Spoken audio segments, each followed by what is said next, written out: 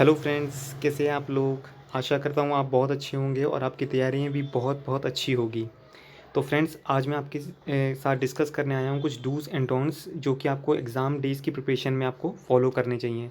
देखिए फ्रेंड्स, अब 2-3 दिन बचे हुए हैं, तो मेरी आपसे यही विनती रहेगी, एक रिक्वेस्ट रहेगी कि आप इस टाइम पर अब कुछ नया ना करिए, नया ना देखिए और सिर्फ जो आप अपने नोट्स, आपने समरी शीट्स, रिवीजन शीट्स जो आपने बनाई है, प्लीज़ उसको फॉलो कीजिए। क्योंकि आप ये मान के चलिए कि जो अब तक पढ़ा है बस उसी में से आएगा। बिकॉज़ अगर आप कुछ वो नया चीज़ देखते हैं तो वो आपका कॉन्फिडेंस लेवल रिड्यूस कर देता है, और मैं नहीं चाहता कि इस एग्जामिनेशन, इस main crucial point of view time पे आपका कुछ इस तरीके का लॉस हो।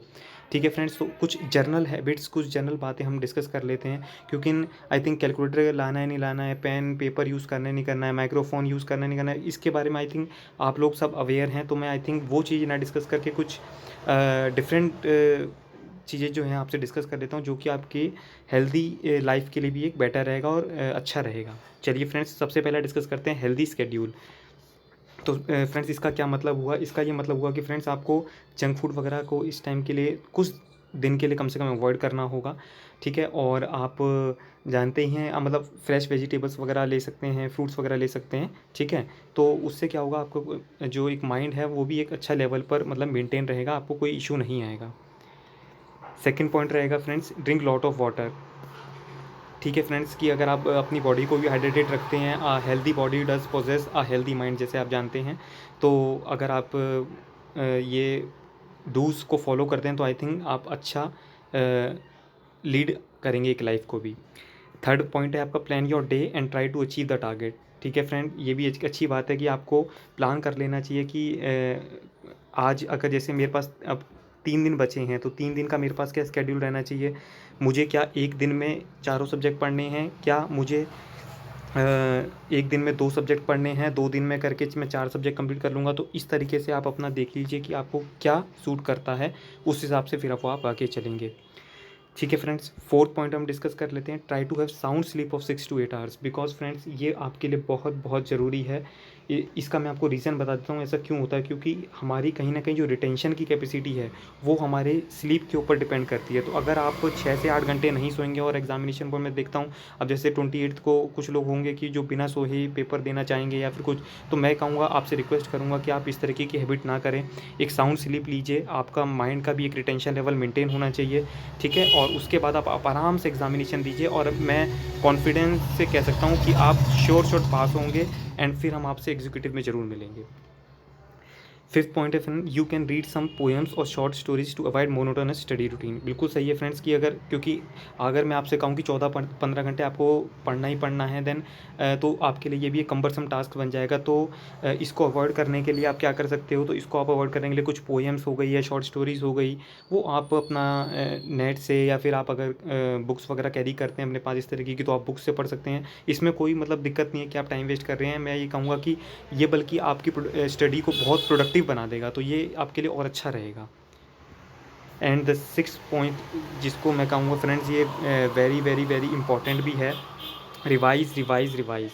बिकॉज़ अगर आपको कॉन्फिडेंस लाना है अपने सब्जेक्ट में, तो आपको रिवाइज़ करना पड़ेगा फ्रेंड्स। क्यों? और मैं तो ये कहूँगा कि अगर आप कर सकें तो कम से कम एटलीस्ट 2 टाइम्स रिविजन्स आपका अगर हो जाए, तो that will be more beneficial for you, की बजाय कि आप मॉक टेस्ट पे मॉक टेस्ट वगैरह भी करे जा रहे हैं। बिकॉज फ्रेंड, जितना ज़्यादा से ज़्यादा आप कॉन्सेप्ट्स, कंटेंट, अगर आपने मोर द कंटेंट अगर आपने कर लिया, तो मैं ये कहता हूँ कि अगर आपके कॉन्सेप्ट्स पढ़ लिया आपने कंटेंट से अपने, तो बस फिर आपको कोई दिक्कत नहीं है। बिकॉज फ्रेंड्स, मैं ये कहता हूँ कि क्वेश्चन तो फ्रेंड्स कितने भी बन सकते हैं, बट अगर आपने कॉन्सेप्ट पे पकड़ बना ली, तो फिर आप कोई भी क्वेश्चन सॉल्व कर सकते हैं। ठीक है, अब हम कुछ डिस्कस कर लेते हैं फ्रेंड्स, कुछ डोंट्स जो आपको नहीं करने चाहिए। फ्रेंड्स, अभी पॉइंट 3 में अगर आपने नोटिस किया होगा, तो जैसे मैं आपको दिखा देता हूँ, मैंने टारगेट की बात करी थी। ठीक है फ्रेंड्स, तो अब बात आ जाती है कि अगर हम टारगेट फॉलो नहीं कर पाते तो भी क्या है फ्रेंड्स। देखिए, अगर आप टारगेट फॉलो नहीं भी कर पाते तो भी कोई इशू नहीं है फ्रेंड्स, पर क्योंकि आप भी एक ह्यूमन बींग है, we all are human beings. ठीक है ना, तो मैं ये कहता हूँ कि आप अपने आप को सेकंड चांस दीजिए, कि अगला मैं कर सकूँ टारगेट पूरा। ये नहीं कि आप निराश होकर बैठ जाएँ, इस तरीके का हमारे को कुछ नहीं करना। बिकॉज़ हमारा एग्ज़ाम नज़दीक है, और हमारे को बहुत बहुत अच्छे से प्रिपरेशन करनी है कि हम फर्स्ट अटेम्प्ट में श्योर सक्सेस पा सकें। ठीक है फ्रेंड्स, और उसके बाद अगर हम नेक्स्ट पॉइंट पर आते हैं अपना, do not completely cut from the social life. बिल्कुल फ्रेंड्स, अगर आप एकदम ही बिल्कुल कट हो जाएंगे ना, तो आई थिंक ये थोड़ा सा कुछ अच्छा नहीं रहता। आप इसके लिए मैं एक सोल्यूशन बता देता हूँ कि आपको जो भी अपना कोई अच्छा पर्सन लगता है, जैसे आपके पेरेंट्स हो गए या फिर आपके फ्रेंड्स हो गया या कोई भी, उससे आप बात करके अपने आप को थोड़ा सा नॉर्मल कर सकते हैं। बिकॉज फ्रेंड्स एकदम ही अगर हम बिल्कुल मोनोटोनस हो जाए तो भी हमारी स्टडी में इफ़ेक्ट पड़ता है। ये मैं कुछ अपने आपके पास्ट अपने अपने पास्ट एक्सपीरियंस से आपको बता रहा हूँ, क्योंकि मैं भी एक समय पे स्टूडेंट रहा था और मैं भी इसी स्टेज से आपके गुजरा हुआ हूँ।